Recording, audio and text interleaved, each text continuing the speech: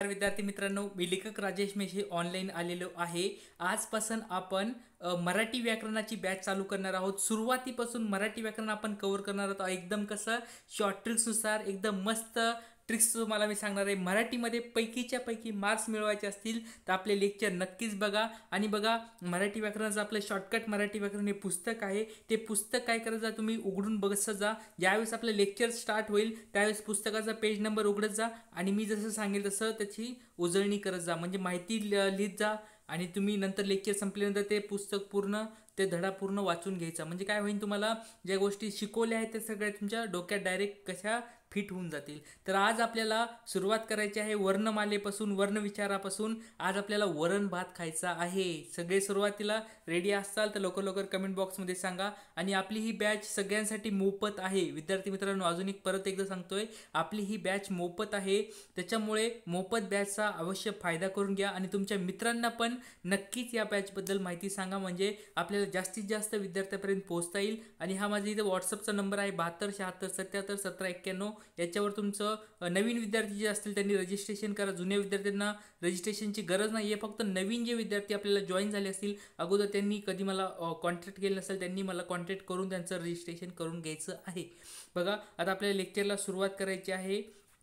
वर्णविचार. आता वर्णविचार याच्यामध्ये आपल्याला काय करायचं आहे, वर्णविचार म्हणजेच काय, वर्ण असतात, वेगवेगळे वर्ण असतात. काय वर्ण असतात आणि वर्ण म्हणजेच काय, वरण भात असतो. बघा, वरण भात खूप मस्त स्वरूपात खायचा का वरण भात, लवकर लवकर कमेंट बॉक्समध्ये सांगा. वर्णविचार.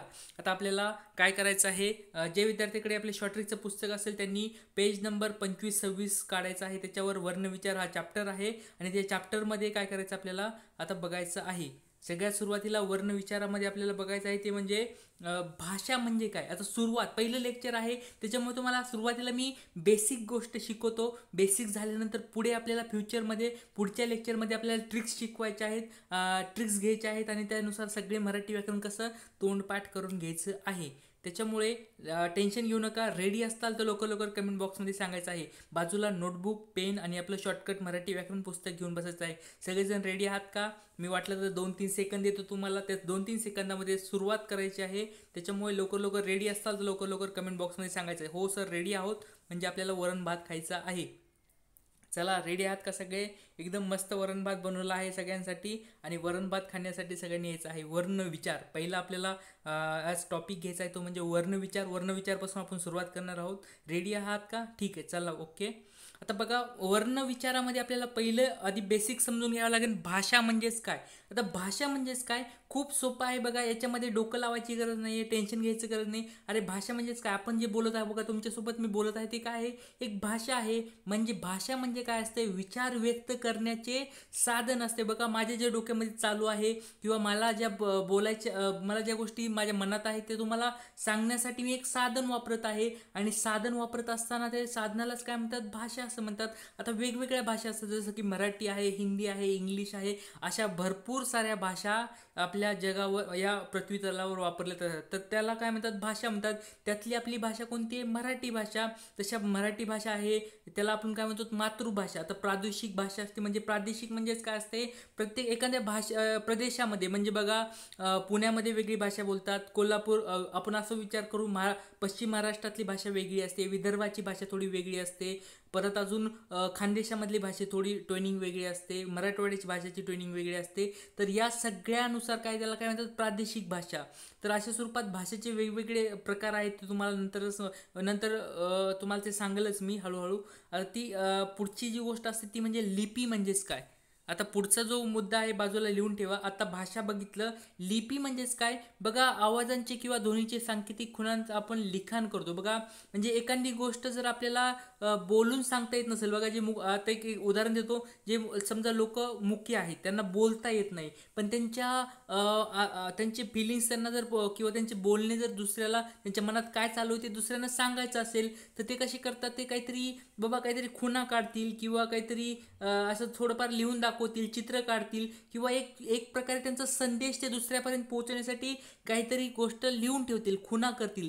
आणि त्या खुणेंना, त्या सांकेतिक खुणांनाच काय म्हणतात, लिपी असे म्हणतात. बघा मराठी भाषेमध्ये जसं आपण बघा, हे तुमच्या समोर काय दिसत आहे, वर्णविचार नाव लिहिलेलं आहे, शॉर्टकट मराठी व्याकरण नाव लिहिलेलं आहे. या सगळ्या ज्या गोष्टी लिहिलेल्या आहेत त्यालाच काय म्हणतात, एका लिपीमध्ये लिहिलेलं आहे. आणि मराठी भाषा ही देवनागरी लिपीमध्ये लिहिली जाते. तर अशा स्वरूपात आपण बघितलं, भाषा म्हणजे काय, भाषा म्हणजे बोलण्याचं किंवा विचार व्यक्त करण्याचं साधन असतं. लिपी म्हणजेच काय, ज्या गोष्टी आवाज असतात किंवा जे सांकेतिक खुणाच्या लिहून ठेवावं लागतात त्यालाच काय म्हणतात, लिपी म्हणतात. जसं देवनागरी ही मराठी भाषेचे लिखाण, मराठी बालबोध भाषा, त्याला बालबोध लिपी असे पण म्हणतात, देवनागरी लिपी. अशा स्वरूपात तुम्हाला परीक्षेमध्ये प्रश्न पडू शकतो. तर मराठीची जी आहे लिपी ती देवनागरी लिपी आहे. आत्तापर्यंत आपण एवढं बघितलं. आता मूळ मुद्द्याकडे येणार आहोत, ते म्हणजे वर्ण. वर्ण म्हणजेच काय असते बघा, आपल्या तोंडावाटे जे निघणाऱ्या मूलध्वनीला, बघा शब्द नीट लक्षात घ्या, आपल्या तोंडावाटे निघणाऱ्या मूलध्वनीला काय म्हणतात, मूलध्वनीला म्हणतात वर्ण असे म्हणतात. आता मूलध्वनी कोण असणार, ध्वनी बघा आपला महेंद्रसिंग धोनी आहे बघा. तर ध्वनी काय असतोय, महेंद्रसिंग धोनी, त्याचं मूलध्वनी म्हणजेच त्याचे महेंद्रसिंग धोनी. असं स्वरूपात लक्षात ठेवा की जो महेंद्रसिंग धोनी म्हणजेच काय, मूलध्वनी. आणि मूलध्वनी म्हणजे तोंडातून ज्या गोष्टी बाहेर पडतात त्यांनाच काय म्हणतात, वर्ण असे म्हणतात, मूलध्वनी. तुम्हाला फक्त लक्षात ठेवण्यासाठी एक छोटी हे सांगितलं, हिंट देत आहे. मूल म्हणजेच काय, मुलगा समजा, असं मूल म्हणजे लहान मूल आणि ध्वनीचं लहान मूल असं लक्षात ठेवा. वर्ण म्हणजेच काय, तोंडावाटे निघणारे जे मूलध्वनी असतात त्या मूलध्वनींनाच वर्ण असे म्हणतात. कारण हा मूलध्वनी हा शब्द खूप महत्त्वाचा आहे. परीक्षेमध्ये तुम्हाला असा प्रश्न विचारू शकतात, आपल्या तोंडावाटे निघणाऱ्या डॅश यांना वर्ण असे म्हणतात. त्यावेळेस तुम्हाला सांगता येईल मूलध्वनी. आता तेव्हा मी ट्रिक सांगितली तुम्हाला, मूलध्वनी म्हणजे ध्वनीचा मुलगाच काय करतो, वरण भात खातो. वर्ण म्हणजेच काय, वरण भात. आणि वरण भात खात असतो, कोण खात असतो, ध्वनीचा मुलगा, महेंद्रसिंग धोनीचा मुलगा काय करत असतो, वरण भात खात असतो. अशा स्वरूपात तुम्हाला छोट्या एक हिंट देत आहे, छोट्या ट्रिक्स सांगत आहे. या ट्रिक्स काय होतात माहिती का, तुम्हाला डोक्यामध्ये लक्षात होतं. तुम्हाला समजा बघायचा फायदा कसा होतो बघा, परीक्षेमध्ये प्रश्न पडला की वर्ण म्हणजे काय, तेव्हा तुम्हाला सांगता येईल की तोंडावाटे निघणाऱ्या डॅश यांना वर्ण असे म्हणतात. त्यावेळेस तुमच्या लगेच लक्षात येईल, अरे वर्ण म्हणजेच काय, वरण भात. आणि वरण भात कोण खात होतं, मूलध्वनी म्हणजे ध्वनीचा मुलगा खात होता, लहान मुलगा खात होता. तर सरांनी ट्रिक सांगितली होती की ध्वनीचा मुलगा वरण भात खात होता, म्हणजे वर्ण म्हणजे वरण भात आणि मूलध्वनी म्हणजे ध्वनीचा मुलगा. अशा स्वरूपात तुम्हाला छोटी ट्रिक सांगितली की तुम्हाला ती लक्षात ठेवता येईल. तर अशा स्वरूपात आत्तापर्यंत तुम्हाला काही अडचणी आलीत का, छोट्या बेसिक आधी कन्सेप्ट मी क्लिअर करून घेत आहे. भाषा म्हणजेच काय, लिपी म्हणजे काय, देवनागरी लिपी काय असते, वर्ण म्हणजे काय असते, ह्या गोष्टी आतापर्यंत समजल्या. आपला काही डाऊट्स असतील तर लवकर विचारा. आता आपल्याला पुढच्या गोष्टीकडे वळायचं आहे, ते म्हणजेच अक्षर. आता आपण वर्ण बघितलं की तोंडावाटे म्हणजे बघा, मी बोलत आहे, तुमच्यासोबत काहीतरी बोलत आहे आणि ते बोलता माझ्या तोंडामधून काही गोष्टी बाहेर पडत आहेत, ते मूलध्वनी बाहेर पडत आहेत. त्या मूलध्वनीलाच काय म्हणतात, वर्ण असे म्हणतात. आता ज्या गोष्टी मी बाहेर पडत आहेत त्या गोष्टी काहीतरी लिहून ठेवायचे. म्हणजे बघा, मला समजा असं लिहून ठेवायचं आहे, माझं शॉर्टकट मराठी व्याकरण, हे बघा असं लिहून ठेवायचं आहे, शॉर्टकट मराठी व्याकरण असं नाव लिहून ठेवायचं आहे. आता शॉर्टकट मराठी, आता हे काय केलंय मी बघा, हे जे नाव आहे शॉर्टकट, बघा हे जे नाव आहे शॉर्टकट, हे काय असतात, हे वेगवेगळे अक्षर वापरले आहेत, वेगवेगळे काय केले आहेत गोष्टी अक्षर वापरून मी काय केले, हे नाव लिहिलेलं आहे, शब्द लिहिलेला आहे. मग आता हे जे मूलध्वनी निघाले होते माझ्या तोंडाच्या वाटे की शॉर्टकट हे काय झाले, मूलध्वनी माझ्या तोंडातून बाहेर पडले. आणि बाहेर पडल्यानंतर त्याला मला लिहून ठेवावं लागलं की बाबा मला हे पुढच्या पिढीला किंवा दुसऱ्यांना सांगायचं आहे की हे जी गोष्ट मला जे बोलायचं आहे ते म्हणजे शॉर्टकट आहे. मग आता हे शॉर्टकट म्हणजे नेमकं काय आहे, तर हे शॉर्टकट म्हणजेच एक विशिष्ट अक्षरांचा काय आहे, हा समूह आहे. मग अक्षर म्हणजेच काय, आता तुम्हाला हे त्याच्यानुसार समजलं असेल की अक्षर म्हणजे काय हे तुम्हाला आता माहीत करून घ्यावं लागेल. आता वर्ण बघितलं, तर वर्णानंतर असते अक्षर. म्हणजेच काय, अक्षर नावातच काय बघा, अक्षर. अक्षर म्हणजे ज्याचा क्षय होत नाही, ज्याचा नाश होत नाही, अशा खुणांचा किंवा अशा अशा सांकेतिक खुणांचा नाश होत नाही, अशा गोष्टींना अक्षर असे म्हणतात. म्हणजे ज्यांचा नाश पावत नाहीत. म्हणजे एखादी गोष्ट जर आपण लिहून ठेवली, अक्षराच्या स्वरूपात लिहून ठेवली, तर ती कायमस्वरूपी पुढच्या पिढीपर्यंत ते कायमस्वरूपी राहतात. म्हणून त्यांना अक्षर असे म्हणतात. म्हणजे त्यांचा नाश पावत नाही. म्हणजे तुम्हाला छोटं एक उदाहरण देतो बघा. आता बघा, आपले जे आजोबा पणजोबा, त्यांचे खपर पणजोबा यांनी ज्या गोष्टी बोलल्या होत्या, त्या गोष्टी आता आपल्याला माहीत असतात का? त्या गोष्टी, सगळ्याच गोष्टी आपल्याला माहीत असतात का? त्यांचा इतिहास माहीत असतो का? माहीत नसतो. कारण ते अक्षरामध्ये किंवा कोठे लिहून ठेवलेलं नाही. अक्षरामध्ये कोठेच किंवा काहीच त्यांचं संग्रहित नाही. त्याच्यामुळे आपले जे पूर्वज होते त्यांचं काही आपल्याला जास्त करून माहीत नसते. पण उदाहरण घ्या, शिवाजी महाराज आपले सगळ्यांचे छत्रपती शिवाजी महाराज यांच्याबद्दल, शिवाजी महाराजाबद्दल काय केले? भरपूर सारे पुराणं लिहून ठेवले, भरपूर सारे इतिहासकारांनी गोष्टी लिहून ठेवल्या. त्यांच्या काळात ज्या ज्या गोष्टी त्यांनी केल्या, त्या सगळ्या गोष्टी लिहून ठेवल्या, अक्षराच्या स्वरूपात त्या लिहून ठेवल्या. म्हणून त्यांचा नाश पावला नाही. त्या गोष्टी अजून पण आपल्याला माहीत आहेत. त्याच्यामुळे का माहीत आहेत? कारण त्या अक्षराच्या स्वरूपात किंवा अक्षरांच्या, शब्दांच्या, वाक्यांच्या स्वरूपात ते लिहून ठेवलं, त्याच्यामुळे नाश पावला नाही.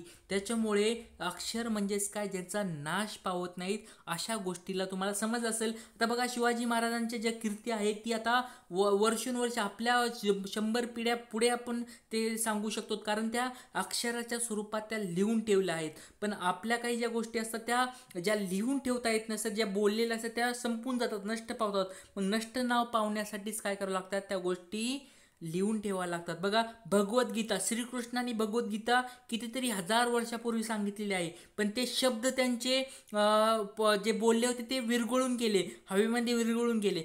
पण त्यांनी जे सांगितले होते ते लिहून ठेवली. ती भगवद्गीता आज आपल्या प्रत्येकांच्या घरी आहे. प्रत्येक ते वाचतात, कारण ते अक्षराच्या स्वरूपात ते लिहून ठेवलं. याच्यामुळे तुम्हाला सांगायचे उदाहरण का घेत आहे ते तुमच्या डोक्यामध्ये आता फिट राहील. अक्षर म्हणजेच काय? अक्षर म्हणजे अशा गोष्टी ज्यांचा अक्षर म्हणजे, थोडक्यात अक्षर म्हणजे नष्ट न होणारे म्हणजेच ते अक्षर असतात. तुम्हाला आता समजलं असेल, अक्षर म्हणजे अशा सांकेतिक खुणा असतात, मूलध्वनी असतात, त्यांचा नाश पावत नाही.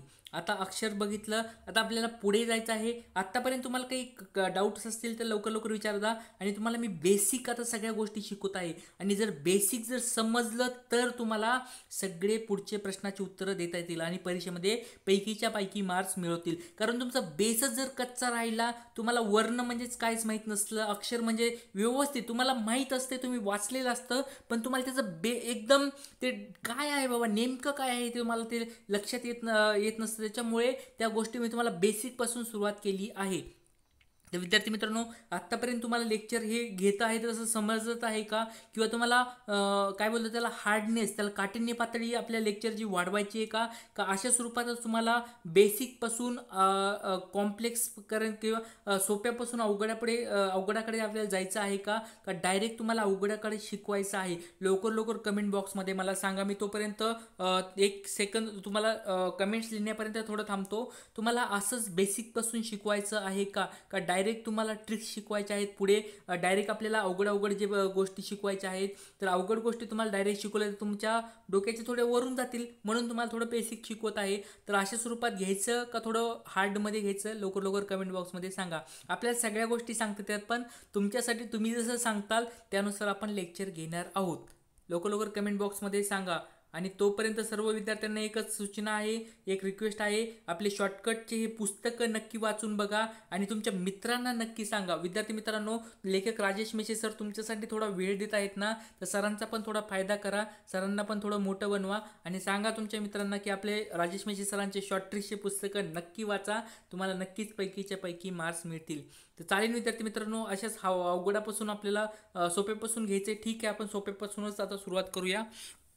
आता आपण अक्षर बघितलं. आता आपल्याला काय करायचं, शब्द म्हणजेच काय हे बघायचं आहे. शब्द म्हणजेच काय, आता शब्द म्हणजेच काय असते बघा, सोपी डेफिनेशन सांगतो. अक्षर म्हणजे तुम्हाला सांगितलं मी काय, अक्षर म्हणजेच काय, मूळ आपल्या मूलध्वनीपासून जे नष्ट होत नाही त्यांना अक्षर म्हणतात, वर्णांनाच अक्षर म्हणतात.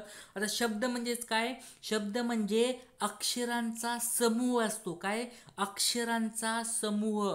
पण अशा अक्षरांचा समूह ज्यांचा अर्थ निघतो किंवा त्या समूहापासून एक विशिष्ट अर्थ निघतो, त्यावेळेस त्या समूहाला शब्द असे म्हणतात. म्हणजे अक्षरांची आपण एक काय केली, एका अक्षर आपण एका व्यवस्थित ह्यानी क्रमाने लिहिली आणि त्या क्रमाला जर व्यवस्थित अर्थ प्राप्त झाला, योग्य अर्थ प्राप्त झाला, आता डबल ही अधोरेखित करा लाईन, विशिष्ट क्रमाने आले व त्या तयार होणाऱ्या समूहाला काही अर्थ प्राप्त झाला, काही अर्थ प्राप्त झाला, काही डोक्यामध्ये अजून फिट करा, काही अर्थ प्राप्त झाला तरच त्याला शब्द असे म्हणतात. म्हणजे बघा, एक छोटं उदाहरण घेतो तुमच्यासाठी. कमळ लहानपणी आपण केलेलं असते बघा, कमळ, क म आणि ळ हे 3 अक्षर आहेत. क म आणि ळ 3 अक्षर आहेत. 3 अक्षराला आपण काय केलं, एक विशिष्ट प्रकारे लिहिलं, त्याच्यापासून तयार काय झाला, कमळ हे नावाचा शब्द तयार झाला. आता कमळ म्हणजेच काय असते बघा, कमळ म्हणजे फूल असते, म्हणजे अर्थपूर्ण शब्द झाला. म्हणजे हा काय झाला, अर्थपूर्ण समूह झाला, म्हणून त्याला शब्द असे म्हणतात. म्हणजेच कमळ हा शब्द आहे. बरोबर, हे समजलं. आता दुसरं उदाहरण घ्या, म्हणजे ळ क म, तेच आपण कमळ मधलेच शब्द अक्षर वापरले, ळ क आणि म यांचं आपण एक विशिष्ट प्रकारे लिहिलं, ळ क म. तर अशा स्वरूपाचा एक पण शब्द आपल्या मराठी भाषेमध्ये नाही. त्याच्यामुळे ळ क म असा हा शब्द मराठी व्याकरणामध्ये नाही. त्याच्यामुळे हा शब्द अक्षरांचा समूह आहे, परंतु त्याला अर्थ प्राप्त झाला नाही. त्याच्यामुळे ळ क म हा शब्द नाही. तुम्हाला आता शब्दाची डेफिनेशन व्यवस्थित समजली असेल. अक्षर म्हणजे काय समजलं. आता शब्द म्हणजेच काय, विशिष्ट अक्षरांचा समूह ज्याच्यापासून अर्थ प्राप्त होतो, अशा समूहाला शब्द असे म्हणतात. आता पुढची स्टेप आहे ती म्हणजे वाक्य म्हणजे काय. आता जसं की आपण अक्षरांचा समूह म्हणजेच काय शब्द पाहिलं, तसंच शब्दांचा समूह म्हणजेच वाक्य असते. शब्दांचा समूह म्हणजेच वाक्य असते. आणि अशा शब्दांचा समूह तयार झाल्यानंतर त्या शब्दांच्या समूहाला अर्थ प्राप्त व्हायला पाहिजे. जर अर्थ प्राप्त होत असेल तरच त्याला काय म्हणतात, वाक्य असे म्हणतात. नसता त्याला वाक्य म्हणत नाहीत. म्हणजे जस्ट आपण शब्दांचा समूह केला म्हणजे त्याला वाक्य म्हणता येणार नाही. त्याच्यातून काहीतरी अर्थपूर्ण झाला तरच त्याला वाक्य असे म्हणतात. जसं की उदाहरण बघा, पहिलं उदाहरण, मी जेवण करत आहे, मी आता शिकवत आहे, मी आता बोलत आहे. तर हे बघा, तुम्हाला व्यवस्थित तुम्हाला त्याचा अर्थ प्राप्त होत आहे. पूर्ण शब्द बघा, याच्यामध्ये शब्द कोणते कोणते आहेत, मी जेवण करत आहे, हे वेगवेगळे शब्द आपण इथे वापरले आणि ते शब्दांचा समूह झाला आणि त्याच्यापासून एक व्यवस्थित अर्थ निघाला म्हणून त्याला काय म्हणतात, त्या शब्दांच्या समूहाला वाक्य असे म्हणतात. करत मी, आता दुसरं उदाहरण घ्या, करत मी जेवण म्हणजे नेमकं काय, शब्दांचा समूह आहे. करत शब्द आहे, मी शब्द आहे, जेवण शब्द आहे, या शब्दांचा समूह झाला, पण येथे अर्थ प्राप्त झाला नाही. अर्थ प्राप्त झाला नाही म्हणजेच आपलं याला वाक्य म्हणता येईल का, वाक्य म्हणता येणार नाही. म्हणून वाक्याची डेफिनेशन तुम्हाला सांगितली, अशा शब्दांचा समूह ज्याच्यापासून अर्थ प्राप्त होत आहे किंवा त्याच्यापासून काहीतरी विशिष्ट अर्थ निघत आहे, अशा शब्दांच्या समूहाला वाक्य असे म्हणतात. नंतर आपण बघितलं शब्द म्हणजेच काय, विशिष्ट अक्षरांचा समूह ज्याच्यापासून अर्थ प्राप्त होत आहे. अक्षर म्हणजे काय आपण बघितलं की विशिष्ट मूलध्वनींना एक विशिष्ट प्रकारे खुणाने लिहिलं जातं आणि त्यांचा नाश पावत नाही, अशांना अक्षर असे म्हणतात. आत्तापर्यंत तुम्हाला काही अडचणी आहेत का, बेसिक गोष्टी तुम्हाला मी आता शिकवत आहे आणि खूप छान प्रकारे आपल्या शॉर्टकट मराठी व्याकरण पुस्तकात खूप छान प्रकारे या गोष्टी मी सुटसुटीत सोप्या शब्दामध्ये आणि आपल्या ग्रामीण विद्यार्थ्यांना कसं समजल, डायरेक्ट डोक्यात कसं घुसल, अशा स्वरूपात आपलं शॉर्टकट मराठी व्याकरण पुस्तक मी बनवलं आहे. खूप म्हणजे खूप सोप्या पद्धतीत मी सोप्या भाषेमध्ये हे लिहिलेलं आहे. त्याच्यामुळे तुम्हाला याचा नक्कीच फायदा होणार आहे.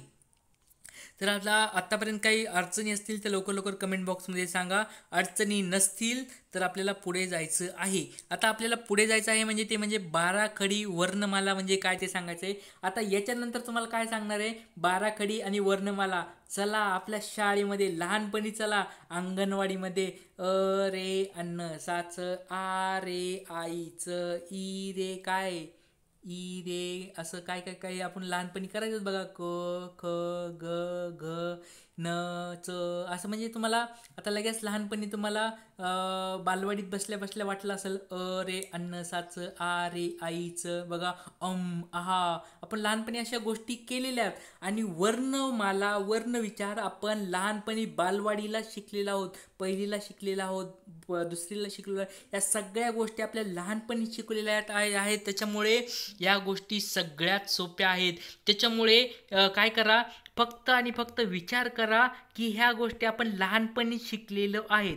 12 खडी, 12 खडी बघा आपण लहानपणी करायचंच बघा. 12 खडी कशी असायची, क का की की कुक्कू कुक्कू करायचंच का नाही आपण लहानपणी. आणि बघा शाळेमध्ये वर्गामध्ये आपण सगळेजण खाली बसायचो आणि जो एक मॉनिटर असायचा, एक महत्त्वाचा मुलगा असायचा किंवा शिक्षक काय करायचे, वर पुढे बोलायचे आणि आपण त्यांच्या मागे मागे म्हणायचो क का की कू कू करायचंच का नाही. आणि त्याच याला काय म्हणतात, 12 ह्याचे ते 12चा समूह असायचा, प्रत्येक ह्याच्यात 12 समूह असायचा, त्याच्यामुळे त्याला 12 खडी म्हणतात. देवनागरीतील स्वरांचे चिन्हे म्हणजे कसं, काना मात्रा उकार बघा. काना म्हणजे काय, का, क का, कू कू म्हणजे काय, काना मात्रा उकार वेलांटी अशा व्यंजनांच्या चिन्हांना जोडून तयार होणाऱ्या व्यंजनाक्षरांच्या संचाला समूहालाच 12 खडी असे म्हणतात. आता 12 खडी म्हणजे काय, 12 म्हणजेच काय, एकूण 12 असे आहेत, काना मात्रा येलांटी उकार अशा सगळ्या गोष्टी 12 असल्यामुळे. आणि ते व्यंजनाला आपण जोडत असत, क का बघा. क मध्ये काय आहे, अ आहे. का मध्ये काय आहे, आ आहे. की मध्ये काय आहे, ई आहे. की मोठ्या ई, की मध्ये काय आहे, मोठी ई आहे. के मध्ये काय आहे, ए आहे.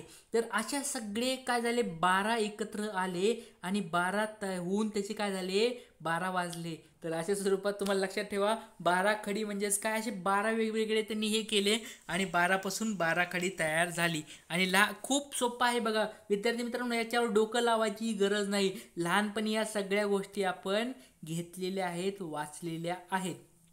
तर आत्तापर्यंत तुम्हाला काही अडचणी असतील तर लवकर लवकर कमेंट बॉक्समध्ये सांगा. आता आपल्याला खूप महत्त्वाच्या मुद्द्यावर यायचं आहे आणि या वर्णमालेवर आता आपल्याला यायचं आहे. आता वर्णमाला आपल्याला आता वर्णमालेकडे वळायचं आहे. याच्यामध्ये बऱ्याच विद्यार्थ्यांचे खूप कन्फ्युजन असतं. बऱ्याच विद्यार्थी मित्रांनी वाचलेलं असतं, त्यांच्या पुस्तकात वर्णमालेमध्ये 50च वर्ण असतात. काही काही विद्यार्थ्यांच्या वर्णमालेमध्ये 52 वर्ण असतात. काही काही विद्यार्थ्यांच्या पुस्तकामध्ये 48 वर्ण असतात. बऱ्याच विद्यार्थ्यांचे भांडण होतात, शिक्षकांना भांडतात, विद्यार्थ्यांमध्ये भांडण होते की बाबा माझ्या पुस्तकात ह्या पुस्तकात 48 आहेत, या पुस्तकात 52 आहेत, आमचंच बरोबर आहे, तुमचंच बरोबर आहे. पण मी तुम्हाला एक महत्त्वाची गोष्ट सांगतोय, तुम्हाला आत्ता तुम्ही मला पण भांडताल की सर नाही आमच्या पुस्तकात 52च वर्ण आहेत आणि 52च बरोबर आहेत. पण तुम्हाला एक गोष्ट सांगतो, वर्णमालेमध्ये बघा, जुन्या वर्णमालेमध्ये 48 वर्ण होते. 2009 मध्ये, आता कानं व्यवस्थित उघडे ठेवून ऐका, 2009 मध्ये GR आला. 2009च्या GR नुसार 52 वर्ण तयार 52 वर्ण आपल्या वर्णमालेमध्ये घेतले असं सांगण्यात आलं GR मध्ये. पण 2012 मध्ये बघा, 2008 मध्ये 52 सांगितलं, पण 2012 मध्ये कोर्टने जेव्हा एक परीक्षेचा निकाल दिला त्यावेळेस सांगितलं, 2012च्या निकालामध्ये असं सांगितलं की 50 हेच वर्ण बरोबर आहेत. म्हणजेच मराठी वर्णमालेमध्ये 50 हेच वर्ण बरोबर आहेत. म्हणजे तुम्हाला परीक्षेमध्ये उत्तर जर लिहायचं असेल तर 50 हेच उत्तर बरोबर आहे. कारण बघा त्याचे संदर्भ आता मी सांगत नाही, माझ्याबद्दल माझ्या पुस्तकात दिले म्हणून सांगत नाहीये, तुम्हाला आता संदर्भ ग्रंथ सांगतो. वाळंबे सरांच्या पुस्तकामध्ये 50 वर्ण दिलेले आहेत. परत ज्या विद्यार्थ्यांनी पोलीस भरतीची विद्यार्थ्यांनी वाळंबे सरांचं पुस्तक वापरलं नसेल त्याच्यामुळे त्यांना सांगतो, वाळंबे सरांचं पुस्तक संदर्भ ग्रंथ म्हटलं जातं. कारण आयोग जर तुम्हाला रेफरन्स कोणतं देत असेल, वाळंबे सरांचा रेफरन्स आहे, किंवा युनिव्हर्सिटीचे पुस्तक आहेत मराठी व्याकरणाचे, बालभारतीचे पण मराठी व्याकरणाचे पुस्तक आहेत, त्याच्या सर्वांमध्ये 50 वर्ण हेच वर्णमालेतलेच दिलेले आहेत. त्याच्यामुळे वर्णमालेमध्ये तुम्हाला प्रश्न पडला, जे प्रश्नामध्ये बघा तुमच्या काही काही पुस्तकमध्ये तुम्हाला दिलं असेल की बाबा 52 वर्ण आहेत, म्हणजे ज्याच्यामध्ये श आणि न्य, श आणि न्य हे वर्ण अजून पण आपल्या आयोगाने किंवा जे परीक्षेच्या ह्याच्यामध्ये कोर्टाने अजून मंजूर केलेलं नाही. श आणि न्य हे संयुक्त व्यंजन आहेत, संयुक्त व्यंजन. आता बघा तुम्हाला सोपं गोष्ट सांगतो, संयुक्त व्यंजन का कशामुळे म्हणतात. आता व्यंजनांचा तो समूह आहे, म्हणजे न्य तुम्हाला क्षत्रियाचं लिहिते, क्षत्रियाचं इंग्लिशमध्ये लिहिताना ते कसं लिहावं लागतं बघा, के बरोबर क्ष, के एस एच, के एस एच बरोबर क्ष लिहायचं असेल तुम्हाला काय लिहावं लागतं, एक ते के वापरावं लागतं, यस वापरावं लागतं, आणि एच म्हणजे क स आणि श, म्हणजे क स आणि ह हे 3 व्यंजन तुम्हाला वापरून श लिहावं लागतं. म्हणजे हा संयुक्त, म्हणजे आता याच्यावर मी तुम्हाला पुढे बोलणारच आहे की श काय आहे, न्य काय आहे, या सगळ्या गोष्टी मी तुम्हाला घेणार आहे. पण तोपर्यंत बऱ्याच विद्यार्थ्यांची मला बघा कमेंट्स पण भरपूर आल्या की सर आमच्या पुस्तकात 50च आहेत, आमच्यात 52 आहेत, आमच्यात 48 आहेत. तर तुमच्यासाठी कन्फ्युजन म्हणून तुम्ही किती जरी काही बोललात, वाटलं तर माझ्या पुस्तकावर विश्वास नका ठेवू, कोणाचाच विश्वास ठेवू नका. पण आयोगाने आणि तुमचे जे पोलीस भरती सरळ सेवेचे जे आयोग आहे त्याच्या ज्या परीक्षार्थीमध्ये कोर्टमध्ये निकाल लागला 2012 मध्ये, त्याच्यामध्ये वर्ण हे 50च आहेत. हेच तुम्हाला लिहावं लागेल आणि हेच तुम्हाला मान्य करावं लागेल. मी सांगतोय म्हणून नाही, वाटलं तर लेखक राजेश मेश्राम सरांना थोड्या वेळासाठी विसरा तुम्ही, पण 50 वर्ण हेच बरोबर उत्तर आहे. त्याच्यामुळे जे विद्यार्थ्यांनी तुमच्या पुस्तकात असतील 52 वर्ण, पण ते 2009 नुसार आहे. अजून एकदा रिपीट करून सांगतोय, तुम्ही म्हणत असाल जी आर आहे 2009, मला पण तो जी आर माहिती आहे, 2008 ते 9 यामध्ये तो जी आर आला होता, त्याच्यामध्ये 52 सांगितलं होतं. पण 2012 मध्ये परत एकदा चेंज होऊन नवीन जी आर नुसार तुम्ही लक्षात घ्या 50 हेच वर्ण बरोबर आहेत. 2012 तुमचा लेटेस्ट जी आर तुम्ही पुस्तकात तुमच्या बघा आहे का नाही. 2012च्या जी आर नुसार किंवा 2012च्या कोर्टच्या निकालानुसार 50 हेच वर्ण बरोबर आहेत. तर विद्यार्थी मित्रांनो, आता तुम्हाला तुमच्या कन्फ्युजन मी एक मोठं कन्फ्युजन दूर केलं आहे. वर्णमालेमध्ये 50 वर्ण आहेत, हेच तुमचं बरोबर उत्तर आहे. बघा मराठी भाषेत मूळ म्हणजे जुन्या वर्णमालेमध्ये 48 वर्ण होते. किती? 48 वर्ण होते. आणि नवीन वर्णमालेमध्ये म्हणजे आधुनिक वर्णमालेमध्ये काय झाला, आणि हे इंग्रजी भाषेमुळे आपला जेव्हा इंग्रज भारतामध्ये आले होते त्यांच्या भाषेच्या संपर्कामुळे हे 2 अजून स्वर एक्स्ट्रा आले. त्याच्यामुळे आधुनिक वर्णमालेनुसार 50 वर्ण हेच बरोबर उत्तर आहे. आधुनिक वर्णमालेनुसार 50 वर्ण आहेत आणि मूळ वर्णमालेनुसार किती आहेत? 48 आहेत. तर हे 2 उत्तर तुमच्या डोक्यामध्ये फिट करा. तुम्हाला कोणी किती डोकं आपटून सांगून द्या, काही करून द्या, किती तुमच्या मित्रामध्ये भांडणं होऊन द्या, पण 50 हेच उत्तर तुम्ही लिहायचं आहे. माझ्यावर जर विश्वास असेल, माझ्यावर ठीक आहे, लेखक राजेश मेश्राम सरांवर विश्वास नका ठेवू. 2012चा जी आर वाचा. 2012 लेटेस्ट जी आर तोच आहे. 2012चा रिझल्ट म्हणजे कोर्टाचा निकाल आणि जी आर या दोघांमध्ये एकच उत्तर दिलेलं आहे. 50 वर्णमालेमध्ये आहेत. आणि संदर्भ पुस्तकामध्ये वाळंबे सरांच्या आणि अजून दुसरे संदर्भ पुस्तक असतात, बालभरतीचे असतात, युनिव्हर्सिटीचे असतात, विद्यापीठाचे, त्याच्यामध्ये पण 50च उत्तर दिलेलं आहे. त्याच्यामुळे मी तुम्हाला 4 ते 5 संदर्भ दिले. त्याच्यामुळे 5 संदर्भ तुम्हाला जेव्हा सांगत आहेत की बाबा 50 हेच उत्तर आहे, तर तुम्ही आता तुम्ही ठरवा की तुम्हाला 50 उत्तर लिहायचं आहे परीक्षेमध्ये का 52 लिहायचं आहे. तुम्ही तुमच्यावर आता मी ते सोडून देतो. तुम्हाला जर 50 जर उत्तर चुकीचं वाटत असेल तर तुम्ही 52 लिहू शकता. पण मी तुम्हाला 5 संदर्भ दिले. कोणते कोणते संदर्भ दिले? 2012चा जी आर बघा, 2012चा जी आर आला होता परत अजून 2012च्या कोर्टाच्या निकालमध्ये पण ते आहे. पुन्हा तिसरं जे तुम्हाला सांगितलं वाळंबे सरांचं मराठी व्याकरणाचं संदर्भ पुस्तक आहे, त्याच्यामध्ये पण तेवढे 50 वर्ण हेच दिलेले आहेत. परत अजून तुमचं बालभारती जे प्रकाशन असतात बघा मराठी व्याकरणाचे, त्याच्यामध्ये पण 50च वर्ण दिलेले आहेत. परत अजून युनिव्हर्सिटी विद्यापीठाचे जे असतात पुस्तकं, त्याच्यामध्ये पण संदर्भ पुस्तकं जे, कारण कोर्ट किंवा परीक्षा जे पेपर काढत असतो त्याच्यामधून काढत असतो, त्याच्यामुळे तुम्हाला त्याच्यामध्ये पण 50 हेच उत्तर दिलेलं आहे.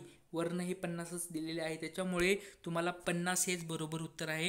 आता या सगळ्या गोष्टी मी आता तुम्हाला सांगण्यास नंतर अजून बऱ्याच गोष्टी आता शिकवायच्या आहेत, पण तुमच्या या बऱ्याच विद्यार्थ्यांचे कन्फ्युजन असतात की सर आमच्या पुस्तकात 50 नाही 52 दिलेलं आहे, पण 52 उत्तर 2009 नुसार आहे. 2009च्या GR नुसार ते उत्तर आहे. 2012च्या GR नुसार उत्तर बदललेलं आहे. 50 उत्तर हेच योग्य उत्तर आहे, हे तुम्ही डोक्यात घ्या. 5, कारण तुम्हाला 5 मी संदर्भ दिले. आणि अजून पण तुमच्या काही अडचणी असेल तर मला कमेंट बॉक्समध्ये सांगा, मी तुम्हाला त्याच्याबद्दल अजून तुम्हाला एकदम प्रूफ सहित तुम्हाला ते दाखवतो, टेन्शन घेऊ नका.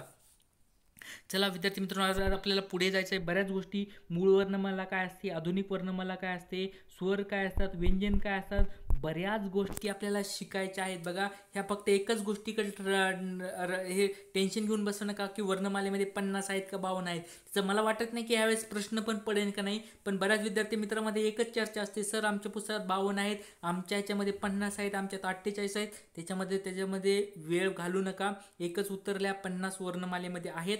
आणि आता भरपूर आता जाऊन ते सोडून द्या. आता बाकीच्या गोष्टी, आता मूळ मुद्द्याकडे यायचं आहे. म्हणजे आपल्याला स्वर किती आहेत, स्वरादी किती आहेत, व्यंजन किती आहेत, स्पर्श व्यंजन काय असते, अर्धस्वर काय असते, उष्मा काय असते, असे सगळ्या मी आता तुम्हाला ट्रिक्स घेणार आहे. खूप मस्त स्वरूपात मी तुम्हाला आता शिकवणार आहे. सगळ्या मराठी व्याकरण आपलं लेक्चर आता घेणार आहेत. त्याच्यामुळे विद्यार्थी मित्रांनो, आता एकच गोष्ट करा की तुमच्या मित्रांना, जास्तीत जास्त आपल्या मित्रांना तुम्ही आपल्या लेक्चरपर्यंत पोहोचायला मदत करा. आणि असे शॉर्ट ट्रिक्सचे लेक्चर तुम्हाला दररोज घ्यायचे का, बेसिकपासून ॲडव्हान्सपर्यंत अशी घ्यायचे आहेत का. आणि नक्कीच तुम्हाला, आणि उद्यापासून जे लेक्चर ऐकत असतील त्यांनी हे शॉर्टकट मराठी व्याकरणचे पुस्तक नक्कीच उघडून बसायचं आहे. म्हणजे ज्यावेळेला लेक्चर होईल त्यावेळेस हे पुस्तक उघडून बसा, म्हणजे तुम्हाला ते फास्ट मी शिकवता येईल. आणि आपले शॉर्ट ट्रिक्सचे पुस्तकं आहेत, महाराष्ट्राचा भूगोल, भारत व जगाचा भूगोल, इतिहास आणि मराठी व्याकरण, हे सगळे पुस्तकं नक्कीच वाचा. तुम्हाला नक्कीच पैकीच्या पैकी मार्क्स मिळतील.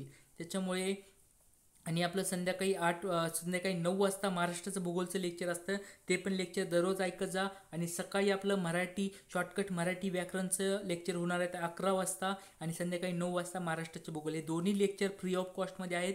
ज्या नवीन विद्यार्थी जॉईन झाले असतील त्यांनी रजिस्ट्रेशन करून घ्यायचं आहे 72 76 77 17 91 या नंबरवर. आणि तुमच्या मित्रांना पण आपलं जास्तीत जास्त शेअर करा, म्हणजे जास्तीत जास्त आपल्याला मित्रांपर्यंत तुमच्या किंवा विद्यार्थ्यांपर्यंत पोहोचता येईल.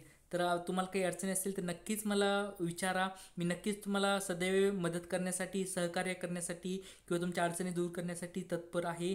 नक्कीच तुम्हाला मी मदत करेन. आणि सगळे आपल्या ह्या बॅचेस फ्री ऑफ कॉस्टमध्ये आहेत, त्याच्यामुळे टेन्शन घेऊ नका. 1 रुपयाची पण तुमच्याकडून अपेक्षा नाही. फक्त एकच करा, सहकार्य करा, सपोर्ट करा. आणि आपले शॉर्ट ट्रिक्सचे पुस्तकं तुमच्या मित्रांना नक्कीच सांगा. आज मी इथेच थांबतोय, उद्या परत भेटूया याच टाईमला. तोपर्यंत सर्वांना जय हिंद, जय महाराष्ट्र.